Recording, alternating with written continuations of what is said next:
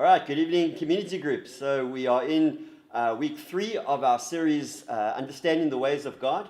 We looked at Moses on Sunday, and Moses is an interesting story because God comes and he finds him in the back end of the desert. He's tending his father-in-law's sheep.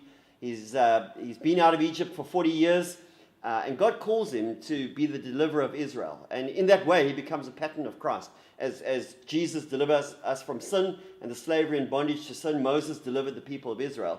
And right initially, as you can imagine, and if you put yourself in the story, you would be like this too. Moses came up with all the excuses. In fact, Cuan touched on them on Sunday night. And he came up with all these excuses as to why he could not go before Pharaoh, why he could not lead the Israelites. And the interesting thing is that God had this incredible purpose for Moses' life. But if he had given into his excuses and he had kind of just said, no, Lord, I'm not going and I won't go, then we probably would never have heard of Moses. And I'm sure God would have raised somebody else. But the purpose of God for Moses was to be this great deliverer of the nation of Israel, despite him wandering around the desert for another 40 years while leading these rebellious people to the edge of the promised land. And then their children eventually entered into the fullness of what God had for them. But here's what I want us to talk about tonight, and it's a short discussion because I'd like us to get into a time of prophetic encouragement in our groups. But the short discussion is this: what are the excuses that we find common among us that can hold us back from the purposes of God in our lives? You know, we all have a sense of what God is doing. We all kind of have a stirring in our hearts towards doing something great for God. But often there's these excuses that we can become very comfortable with. They might be different to Moses' excuses, but they're excuses nonetheless. For example, let me just give you a few. Sometimes we use the excuse of the stage of life that we're in. Oh, well, I'm at varsity. I'm busy at the moment. Or I've just got married. We just had a kid. We just started a family. I've just got a promotion at work. And so we can use the stage of life as an excuse to say, well, Lord, I used to be involved when I had more time, when I was younger, but now things have changed. And it might be valid. It might really feel valid. But sometimes it can be an excuse that can be holding us back from the purposes of God. Another one would be negative experiences that we've had or things that we have done that we feel kind of hinder us. In Moses' case, he was a murderer. He killed somebody. It might be something from our past, something where we stepped out like Joseph, for example, when he had the dreams.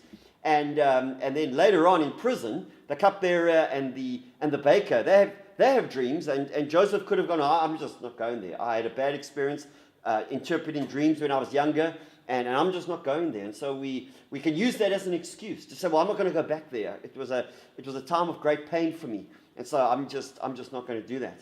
Another excuse might be that we don't feel qualified. And I think this is probably more common than most of us would like to admit. We feel we just don't have the skill. We just don't have the ability or the experience to do what God is calling us to do. And as Cuan challenged on Sunday nights, if we could do it in our own strength, well, God wouldn't really need us. We could just do it. But often God calls us to something beyond our ability because he wants to fulfill his purposes in us and through us, and to show us what he can do through us if we are willing and obedient. It may even be that you're not sure what God has called you to. You're sitting here hearing all this and say, well, I don't even have excuses. My only sort of concern would be I'm not even sure what God has called me to. So what we don't want to do is we don't want to allow excuses in our lives, whatever they may be, to hold us back from the purposes of God.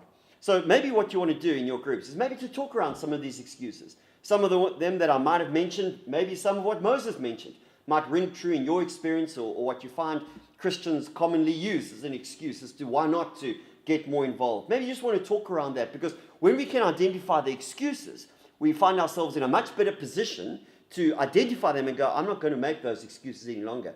I'm not going to allow them to hold me back from what God has called me to do. And then what I'd like us to do is spend some time prophetically praying and encouraging one another. Now, this might flow into next week, and we've got the time next week because we've got a guest speaker this weekend, as many of you know. But just to take time to go around the group and to prophetically pray over and encourage people in the Lord. Because sometimes it takes God to come to Moses and say, Moses, I've called you to this, and I believe that you can do it. And sometimes through God's people, through the ministry of the prophetic, we can come together and we can call out what we see in each other. And this can be an incredibly powerful prophetic time of encouragement and honoring and calling out what God has put in each other's lives. And so maybe you just want to look at it this way and answer this question. Simple question. What do you see when you look at somebody in the group and you put them perhaps in the middle and you're just going to, together as a community, go around for the person in the middle at that moment? What do you see? What do you see spiritually that God has put in that person? And just to pray that over them, just to call that out of them, and just to affirm them. Because sometimes we need others to see, or we need others to believe in us before we believe in ourselves. It dispels the excuses, and something rises up. Faith rises up to say, I can do this. So perhaps this week and into next week can lean into a more prophetic time, a more encouraging time, a time of just ministry to each other's lives. God bless. Have a good time doing that. It'll bless you endlessly.